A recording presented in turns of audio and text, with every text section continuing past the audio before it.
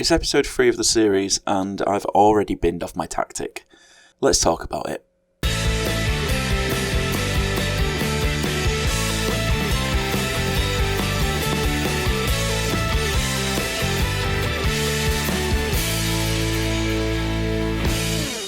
How's it going, guys? My name is Jakefog and welcome back to episode number 3 of the Chasing Pack, here today with Wolverhampton Wanderers, and I have got a little bit of a confession to make. I've already tried to record this episode not once, but twice, and both times I got to the end of the episode, and I realised that I never pressed record. So there's been a lot of football since we last met, a lot more games than I would have liked, but it is what it is. But before I do get into today's episode, I just want to say a huge thank you for all the support on the series so far. The first 2 episodes have gone down absolutely fantastically, and everyone really does seem to be enjoying the series. So if you are enjoying the series and you do enjoy today's episode, please do consider leaving a like on the video. I really do appreciate it, and it really does help me out. And be sure to subscribe to the channel if you are new around here or you are not yet already subscribed. I think at the time of recording this, I'm currently on 598 subscribers, just 2 subscribers away from hitting 600. So if we can hit that today, that would be absolutely fantastic. And also, please do feel free to go follow me on Twitter. It's at Jakefog. Link is in the description down below, and you'll get to see me tweet out things like, "Oh, I forgot to press record on today's episode." I'm so upset. But anyway, enough of that. Let's talk about the tactic. So obviously, this is a tactic that I used for, I think, about 12-ish games of the season, maybe 10, and I just wasn't happy with it. So I've made a change, and if you watch my Football Manager 20 series with Leeds United, you know what's coming. That's right. Oh, what a formation. Obviously, this is the formation I used in my Leeds series. I kind of made it to try and replicate the way that Leeds play in real life, and because obviously Bielsa's got a pretty interesting tactic, and the way that he plays is fairly unique with the way that he sets up his team. So I tried my best to recreate it, and it worked wonders for me. And so I've brought it into FM21, and so far, so good. But obviously, the key changes for this formation, rather than having 3 centre-backs, I've got a holding midfielder, and then obviously the central midfielders, rather than being a box-to-box midfielder and a deep line playmaker, I've got Moutinho as an advanced playmaker on attack. And in terms of his individual instructions, I've got him on get further forward, in the idea that he'll kind of operate a little bit more in these spaces. So he's not an outright attacking midfielder, but he's a much more attacking central midfielder than normal. Just provide a little bit more support to the wingers and the forward, because I found that Jimenez was getting way too isolated, just wasn't getting the opportunities that I wanted him to get. And then with Neves, I've got him set to take more risks and more direct passes. And essentially, take more risks means that he's going to play riskier passes. He's not going to play the safe option all the time. And obviously, with the more direct passing, the idea is that if there's no option kind of in front of him with Moutinho and Dendoncker, or he spots a run with Lee Kang-in, Traore, or even Jimenez, maybe about to get past the defensive line, potential to get it over the top, and then they'll be through on goal. The more direct passing and the take more risks will mean that he'll look for those players. And so far, I'm really pleased with how it's done. So should we talk about what's happened since we last met? I think we should. It's the first game, 0-0 draw away at West Ham. It was pretty dull. A pretty rubbish game. This game, right, did not have a single highlight in it. That is how boring it was. I literally hit continue, got to half time, did my team talk, hit continue, full time. I mean, boring. Not much else to say about it. And then another 0-0 draw, this time at home to Everton. We were a little bit better this time, but 17 shots, 6 on target, with an expected goals of 1.5. However, looking at the match stats, 0 clear-cut chances from 17 shots. You'd expect at least one of those would be a decent chance, and I think that was the big problem. Our chance creation was just not good enough. Neto did score an offside goal. I'm not even going to bother showing you it because he was so far offside. It's not even worth it. But yeah, at this point I was getting very frustrated. Then after that Everton game, we travelled down to London to take on Crystal Palace, and Podence did give us the lead just before half-time, heading home, and Nelson Semedo cross. But then in the 83rd minute, Batshuayi, a nice finish to be fair to him after being put through one-on-one, and I was just sick of it. This was the what's the saying? The straw that broke the camel's back. I believe that's the that's what I'm looking for. Yeah, I was just sick of it after this game, and I was like, you know what? I need to change something.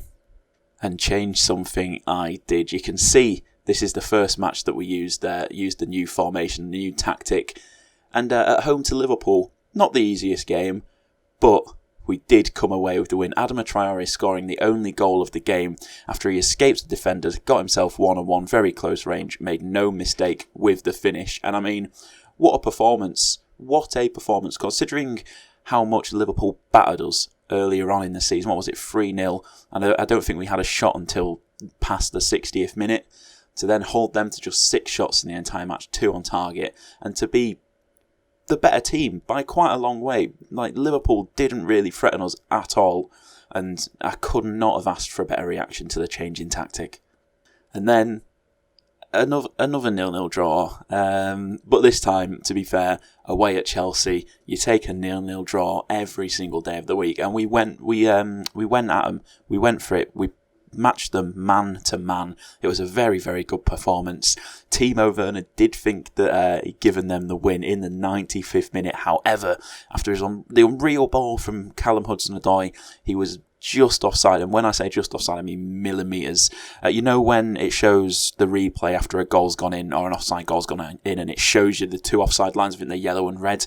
And when they're really close, it like flickers between the 2 and essentially makes like an orange line. That's what happened. That's how close it was. But thankfully, we did come away with a point and a very good performance all in all. Then the fixtures didn't get much easier. Next up, after playing Liverpool and Chelsea, it was City at home. And well, what a performance. Jimenez gave us the lead. An unbelievable ball from Neto. Don't know how he managed to slide that through. And Jimenez made no mistake with the finish. And in the 76th minute, Ruben Neves got on the end of opponent's pullback to fire us into a 2-goal lead. Gundogan did get a penalty and score it in the 91st minute, but it was too little, too late. And another fantastic performance. However, I do want to talk about this this disallowed Riyad Mahrez goal. Oh my God, we got away with one here. If I just wait until it gets to the point where it gets called for offside, and I'll show you how ridiculous it was. Right, so Mahrez, he's shot here. And he's the one that's been given... He's not been given offside, sorry. The player that's been given offside is Gabriel Jesus here, right? And the ball, it goes in this corner, and Gabriel Jesus is in front of this post, and he's been called offside for it. The only thing I can think is that the game has thought that Jesus has got in the way because he's in between Mahrez and the goalkeeper, when obviously Patricio's dived. He's committed to the initial Gundogan shot. He's dived, and then essentially Jesus is in between him and Mahrez. But even though Mahrez has shot to the other corner and the keeper was already fully committed, there is absolutely no way in a million years that goal should have been disallowed for offside. And we definitely got away with one. But however, if they'd scored, there's no guarantee that they would have scored a second. Obviously, the penalty was in the 91st minute. That was after this disallowed goal. So they might have scored and there might have been no more goals, or they might have scored and it might have rallied them and they would have got an equaliser. But, yeah, we got away with one. And then in what was supposed to be the final game in between episodes, spoiler alert, it's not. There's been 3 more. Yep, that's right. 3 more. We went away to Burnley. Much easier fixture after the little run that we've had, and we continued our good form. Traore opening the scoring, heading home at the far post from a Neto cross, and then goal of the game. Jimenez pounced on a power back pass, got himself through 1-on-1, and then look at that lovely little dink over Nick Pope. Oh, absolutely beautiful. Phenomenal stuff. Little dink, something that I didn't even realise weren't in the game until I've seen it happen in FM21. I've never even realised that it wasn't in any of the other ones. And why wasn't it in the other one? I'm so happy. But yeah, good performance. Well deserved win. And now we're into games that should have been full episodes territory. Because of what's happened, I'm not going to show you every single goal. Leeds, my team, my favourite team, 3-1 win, pretty comfortable. You can see from the stats up here, we were very, very good going forwards. Plenty of opportunities created. The pick of the goals was definitely Adama Traore's powerful header right into that top corner. Meslier had no chance in the Leeds goal. And yeah, good performance, good win, happy with it. Not too happy that I beat Leeds, obviously as a Leeds fan, but in terms of being Wolves manager and Football Manager, I'm happy with it.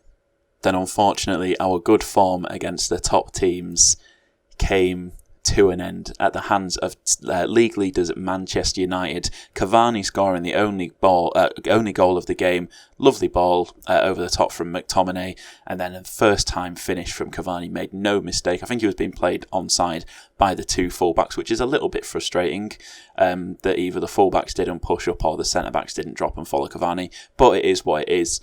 Honestly, we gave him a really good game. You can see by the stats, see by the expected goals map. I mean, yeah, we played well, and unfortunately Jimenez just had a shocker, and yeah, big shame. And finally, last but by no means least, took on West Brom away from home in the Black Country derby, a nice 2-0 win. Traore gave us the lead, but then the most important goal, Fabio Silva in the 94th minute, heading home Dendonker's corner for his first ever goal for the club. It might even be his first ever senior goal. Was it his first ever senior goal? Oh no, he scored one goal for Porto. But yeah, his first ever goal for the club. Hopefully the first of many, the Portuguese wonder kid. And hopefully he's got a big future ahead of him. So you can see from where we changed the tactic against Liverpool here. I mean, that is a very, very nice little run of form. What's that? 5 wins, 1 draw, 1 loss. Not complaining in the slightest. And it sees us currently sat in 5th position in the Premier League table, level on points with Chelsea after 16 games. And then we're 2 points ahead of Spurs and 3 points ahead of City with a game in hand as well. So finishing in the top 6 is looking very, very promising. But anyway, we're playing Leicester today. Should be a pretty tough game. They're obviously a decent side. One change I'm going to make, I'm going to take out Lee Kang-in place of Pedro Neto, because Lee Kang-in just hasn't been very good. And when Neto's played, he's done very, very well and very much deserves to start in the league. Neves does have a little bit of a knock. He's bruised his knee, but I'm just going to risk him. I can take him off if needs be. I've got Saiss on the bench, but it's only a bruised knee. It's nothing too serious. But apart from that, I'm pretty happy. Oh yeah, Marcel's injured as well for 6 to 9 weeks. So I've only got 1 left back, which is far from ideal. Can Traore play? No, he can play right wing back, but he can't play left wing back, which is very, very annoying.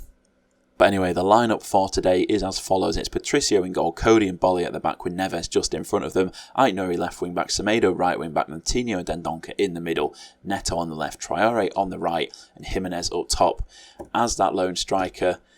And let's go, boys. Come on. Every single time, by the way, it tells me that the players are worried that we're going to be too open defensively, but we've not been open defensively at all. We've been really, really good. We've not even conceded that many goals with this new formation. Obviously, it does leave us potentially a little bit susceptible at the back. And a game today where they've got someone like Jamie Vardy up top, it's not going to be easy. And there's some definite potential for some counter-attacks and some balls over the top and for them to get in behind the defence. But hopefully we can manage it. And 25 minutes in, nothing's happened. Right, first highlight of the game. 35 minutes in, a Schmeichel goal kick. Maddison gets on the end of it. So no one gets on the end. What a ball from Semedo. Raúl Jimenez through 1-on-1. He normally doesn't miss those opportunities. Well, I was not expecting that. And we're at half-time. That is one of the most boring halves of football I think I've ever witnessed. Of course, this is what happens. The previous 2 episodes that I've recorded, well, didn't record, they were quite good. There was plenty of action, plenty of goals, and today, just nothing. Right, we're at the hour mark. Oh, we've got another highlight. Oh, I was just about to start talking, but now we have a highlight. Aït-Nouri with the throw-in. Matinho pulls it back to Dendoncker. Dendoncker hits it first time, and that is just wide of the goal. I think Schmeichel probably had that one covered, but we're going to have to make some changes here. Neves, I'm not going to risk you any further. I'm going to take you off. you know what, I'm going to bring on Vitor Ferreira in that holding midfield role. And then out on the right-hand side, Traore's looking a little bit worse for wear, but I don't really want to take off a player like Traore. He's not really a player that you can afford to take off. Although he's not pulling up any trees. Podence is coming on. Come on, Podence. Don't make me regret my decision. Leicester with a throw-in. Pereira back to Amati and Evans. Amati, Ricardo Pereira, Maddison, Dennis Pratt. Plays it forward to Vardy, pulls back to Maddison, over the top. We mentioned how this could be dangerous. However, Connor Cody matches Jamie Vardy for pace, which I was not expecting. And now we've got the ball looking to create an attack of our own. Podence, don't let me down after I've brought you on. He takes it past his man. This is a very nice little run. Moutinho to Dendoncker. That's a great ball. Neto. He shoots. Saved. Falls to Jimenez. And Jimenez scores his 10th goal of the season. Come on. Come on, the boys. Yes, finally. Great work from Podence. What a change that was. It was a bit of a dodgy pass, but Moutinho recovered well. Great ball from Dendoncker. Neto, good save from Schmeichel. Straight at him, but straight into the path of Jimenez, and Jimenez was not going to miss from there. Absolutely fantastic stuff. So we take the lead with just under 20 minutes left. We're into the final 10 minutes now. Do I have anyone else that I can bring on off the bench? Let's just get Lee Kang in on the left-hand side. See if he can do something. He's not really done much all season. Moutinho with a corner. It's a poor corner. It's a penalty. Oh. Well. It's a penalty. Okay. Right. I'm guessing that someone got pulled down, or someone got pulled in the box. I've never seen that happen on this. And Jimenez makes no mistake with the penalty. 2-0.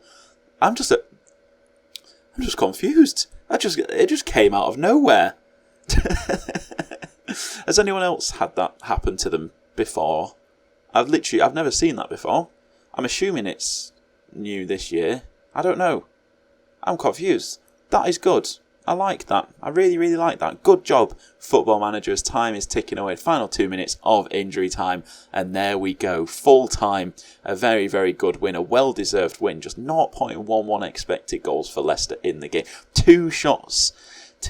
What a performance. Unbelievable defensively. Look at that. High ratings all across the board. 7.7 for the two centre-backs.